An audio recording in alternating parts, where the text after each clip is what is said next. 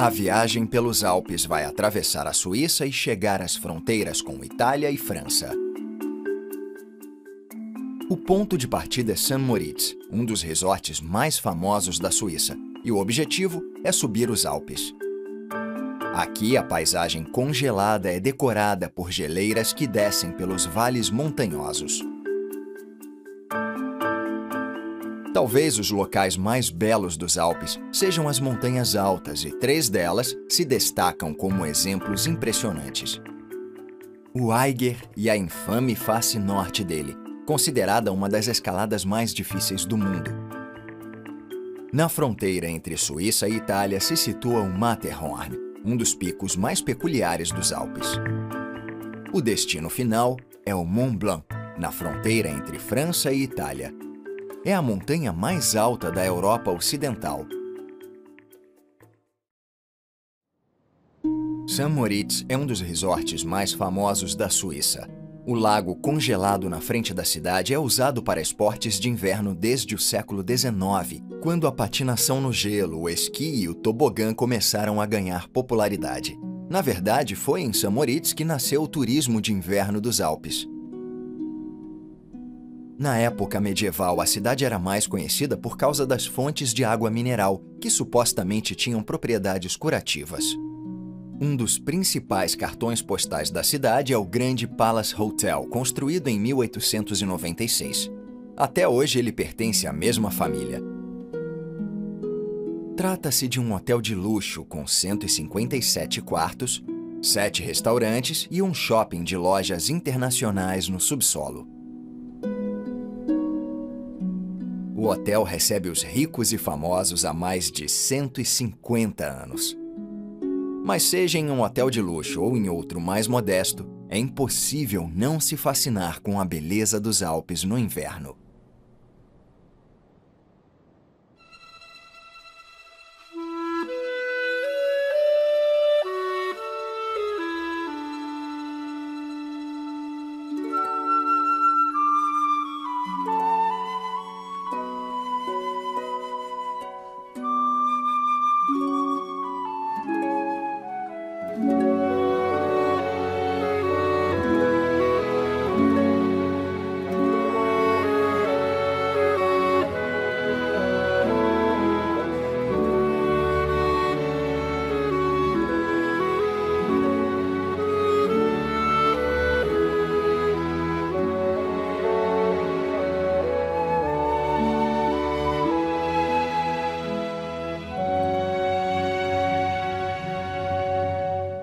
É possível chegar ao topo de muitas das montanhas pelos teleféricos abertos e fechados.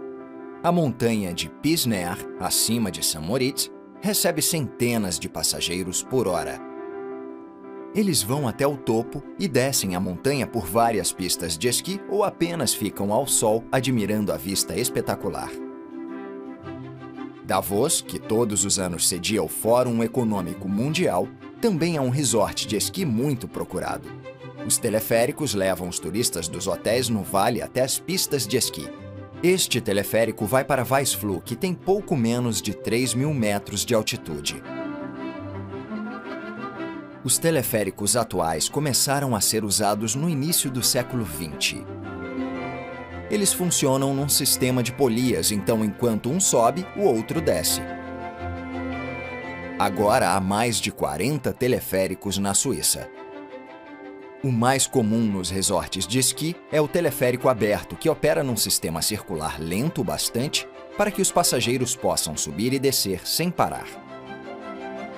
Os resorts mais movimentados têm gôndolas que usam o mesmo sistema do teleférico aberto, mas transportam mais pessoas. As gôndolas protegem de tempestades, mas por outro lado são as primeiras a serem fechadas quando o vento está muito forte. Muitas pessoas sobem as montanhas apenas para curtir o sol, a vista, a comida e o ar puro da montanha. Mas pode ventar um pouco perto do heliponto, ainda mais quando o helicóptero decola. Em estações de esqui como esta, existem pistas para iniciantes, mas pessoas muito experientes também podem esquiar fora das pistas.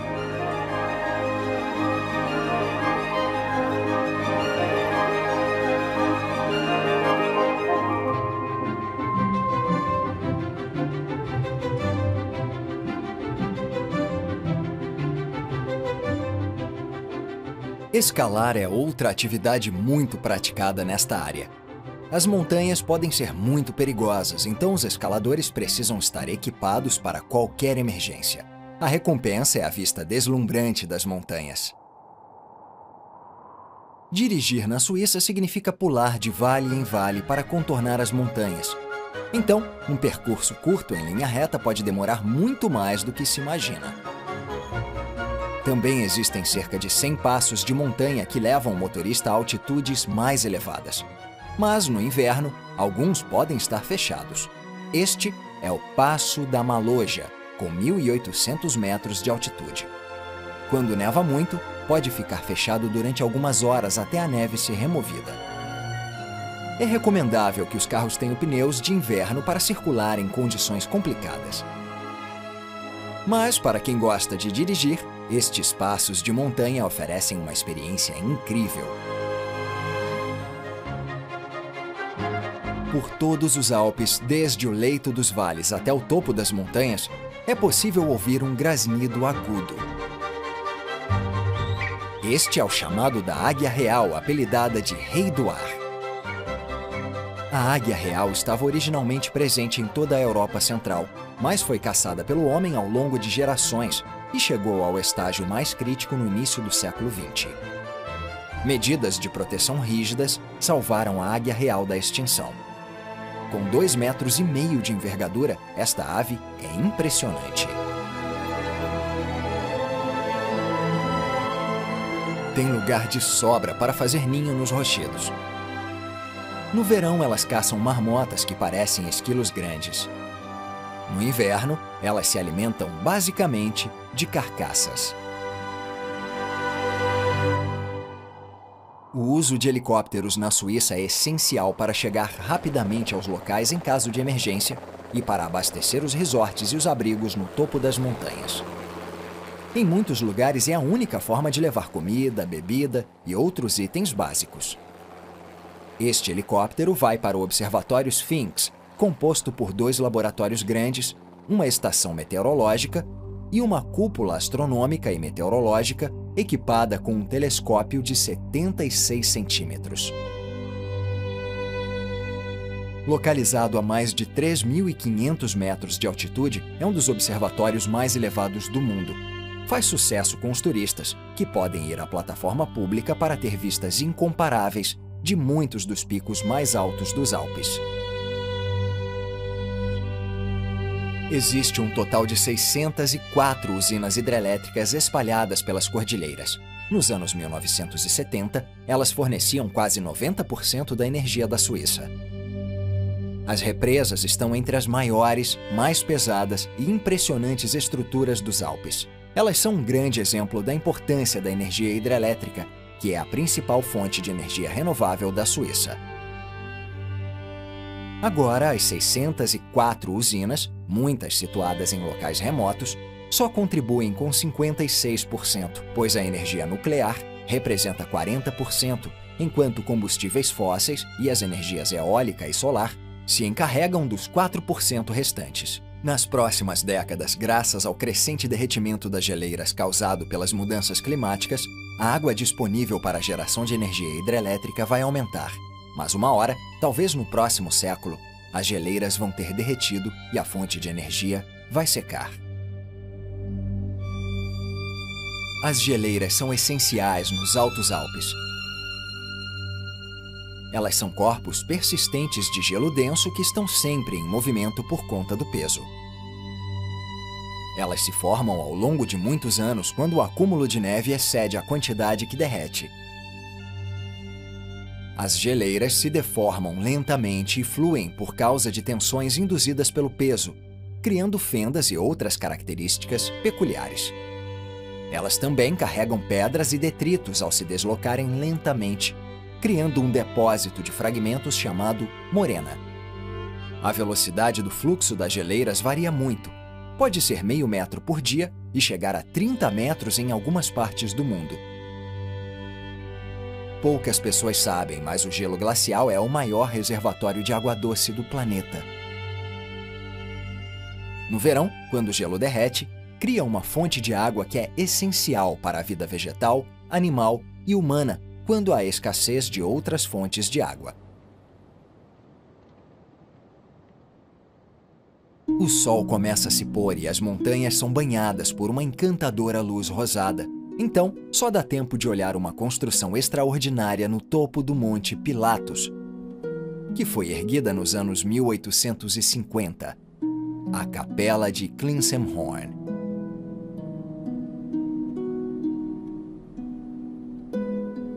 Esta pequena capela neogótica foi construída ao mesmo tempo que um hotel que foi demolido nos anos 1960. Na época, figuras ilustres como Richard Wagner e a Rainha Vitória da Inglaterra se hospedaram no hotel e visitaram a capela. Agora, ela serve apenas de abrigo para montanhistas por causa da localização remota. A Capela de Klinsenhorn foi restaurada nos anos 1970 e, em 2002, se tornou um monumento protegido. O sol já vai se pôr e está na hora de ir para o aeroporto e encerrar o dia.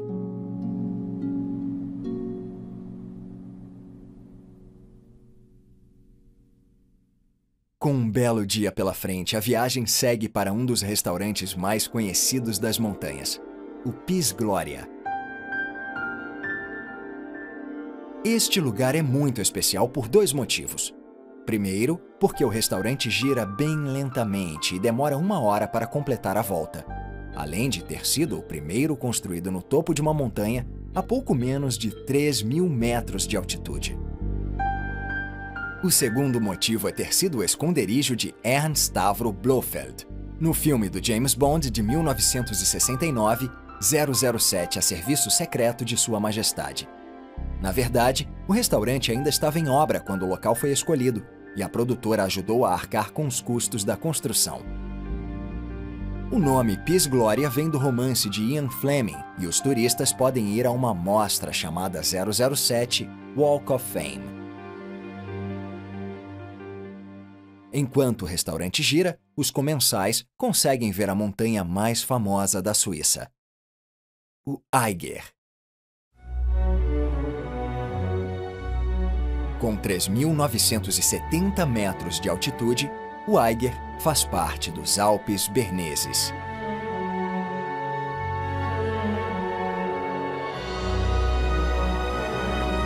O acesso ao topo é relativamente fácil ao longo das trilhas nas encostas. Mas a face norte é outra história. Ela é considerada a face de montanha mais infame do mundo. É um paredão vertical de pedra e gelo de quase 2.000 metros de altura. Está sempre na sombra e tem até um clima próprio. A primeira ascensão do Eiger foi feita pelo flanco oeste em 1858. A face norte teve que esperar mais 80 anos para ser escalada até o topo. O Eiger foi muito divulgado por causa das várias tragédias envolvendo expedições de escalada. Desde 1935, pelo menos 64 escaladores morreram tentando subir a face norte, que ganhou o apelido em alemão Mordwand, que significa parede assassina. Para quem não quiser arriscar a vida subindo a montanha, é possível pegar um trem que, numa façanha da engenharia, leva os passageiros pela montanha numa altitude de 3.000 metros. A estação foi inaugurada em 1905 e o trem fica parado ali durante 5 minutos para que os passageiros possam admirar a vista deslumbrante. Dizem que os trens suíços, além de pontuais, também percorrem as rotas mais bonitas. Eles são capazes de atravessar e de circular montanhas. É impressionante a engenharia necessária para construir esta malha ferroviária durante o século XX, mas teve um custo alto, pois muitas pessoas morreram tentando construir trilhos neste relevo acidentado. O aumento do turismo no fim do século XIX acelerou a expansão do número de linhas férreas, e turistas britânicos ricos começaram a investir em ferrovias nas montanhas e a construir hotéis para atender às exigências sofisticadas deles. Isso ajudou a Suíça a se tornar o destino de férias favorito de um novo tipo de viajante rico.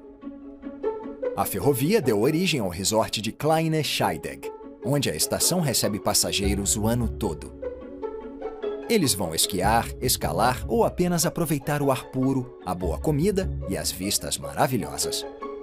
O teleférico aberto leva esquiadores experientes e iniciantes até as pistas de esqui para um dia de prática. Pouquíssimas casas tiveram a construção autorizada nestas altitudes, garantindo assim que a paisagem permanecesse imaculada. Mas em 1900, Sir Ernest Castle, um banqueiro teuto-inglês, recebeu permissão para construir uma mansão depois de passar anos fazendo doações generosas para a região. Tinham dito a ele que a altitude e o ar da montanha ajudariam a aliviar os problemas de saúde dele. A obra começou no verão de 1900. Com exceção das pedras e da madeira disponíveis no local, todo o material de construção e a mobília teve que ser levado por animais de carga. Depois da Primeira Guerra Mundial, a mansão funcionou como um hotel até 1969. Desde 1976, ela pertence à Pro Natura, a organização de preservação da natureza mais antiga da Suíça, e é usada para eventos e exposições. O heli-esqui é uma das formas mais emocionantes de chegar às áreas de esqui mais elevadas e onde a neve é melhor. Foi em meados dos anos 1960, quando começaram os voos comerciais de helicóptero, que um canadense teve a ideia de levar esquiadores e montanhistas a lugares que só eram acessíveis por caminhadas longas demais. A oferta de pacotes é variada. Pode ser só deixar e buscar ou durar vários dias. Isso custa em torno de $2.000. Trata-se de um luxo caro e inviável para a maioria das pessoas. Na Suíça, são cerca de 15.000 voos de heli-esqui por ano para mais de 40 locais de pouso. No entanto, em 2010, grandes grupos ambientalistas suíços exigiram a proibição do heli-esqui, como tinha ocorrido na Alemanha e na França, enquanto a Áustria limitou a atividade a apenas 2 locais de pouso. Alguns dizem que o heli-esqui é a experiência mais emocionante dos Alpes. As pessoas saltam do helicóptero em picos inacessíveis e depois descem a montanha numa velocidade de tirar o fôlego. Para outros, é uma atividade irresponsável, barulhenta e poluente que devia ser banida. Eles alegam que os helicópteros estragam a tranquilidade das montanhas. Os defensores do heli-esqui afirmam que os helicópteros fazem parte da vida nos Alpes. São necessários em operações de resgate nas montanhas e usados para levar mantimentos a áreas inacessíveis no inverno.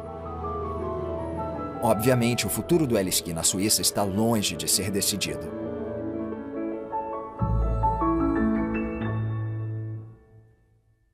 Na fronteira entre Suíça e Itália se situa um dos picos mais famosos e peculiares dos Alpes, o Matterhorn, que se destaca em meio às outras montanhas.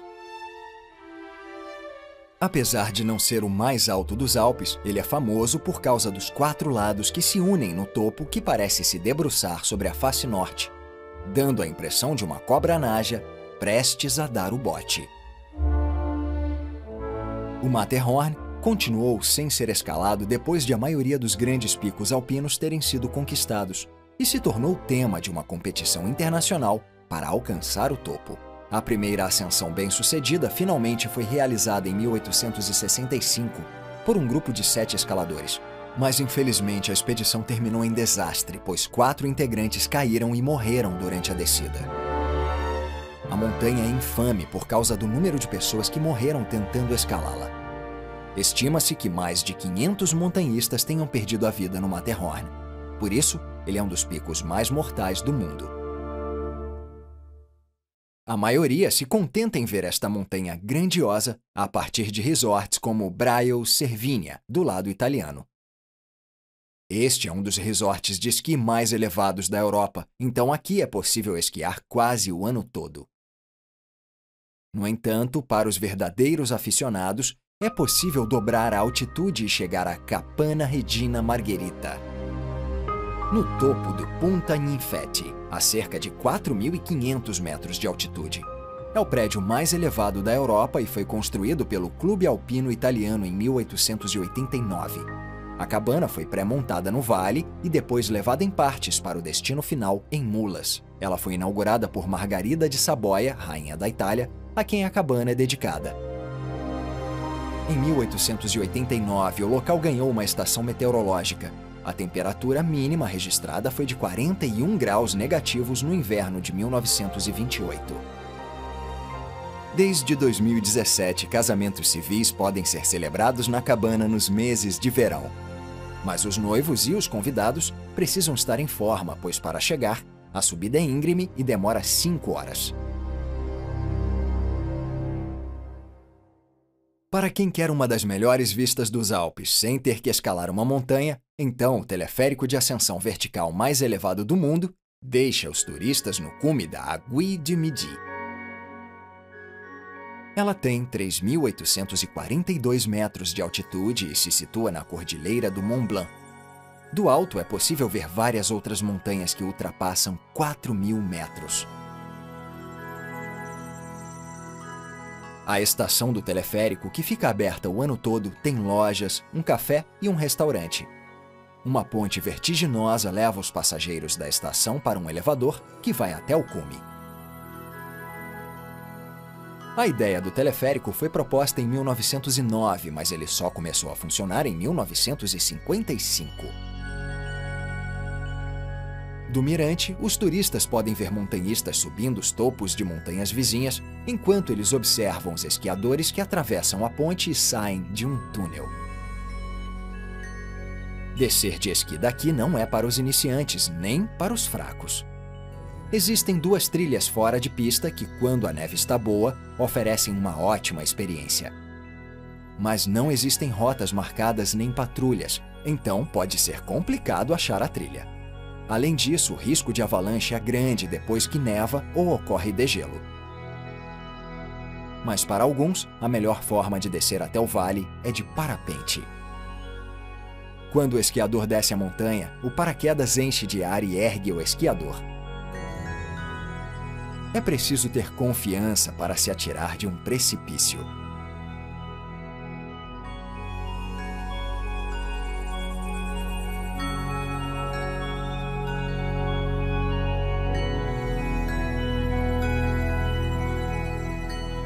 Do mirante da Aiguille du Midi, dá para ver a última parada da viagem e a montanha mais alta da Europa Ocidental. Mont Blanc para os franceses ou Monte Bianco para os italianos. Os dois significam Monte Branco. Durante séculos, os governos da França e da Itália disputaram os direitos sobre a montanha, uma vez que a fronteira atravessa o cume. Agora, o monte é administrado pelos 2 países. Um túnel de 7 quilômetros atravessa Mont Blanc. Inaugurado em 1965, ele conecta a França e a Itália. A montanha tem 4.808 metros de altitude e é a 11ª mais alta do mundo. Mont Blanc foi escalado pela primeira vez em 1786 por 2 franceses, e isso marca o início do montanhismo moderno. Agora, o monte é escalado por mais de 20.000 pessoas por ano.